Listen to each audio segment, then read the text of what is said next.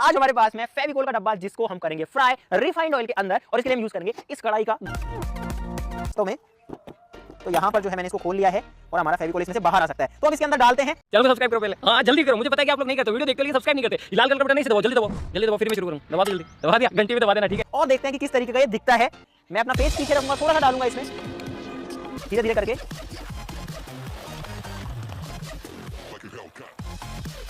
और भाई फेविकोल की जलेबी कुछ इस तरीके से बन सकती है, देखो। पकोड़ी नहीं, पकोड़ा बन गया ये तो काफी बड़ा। और आप लोग देखो यार, मतलब किस तरीके से सॉलिडिफाई हो गया।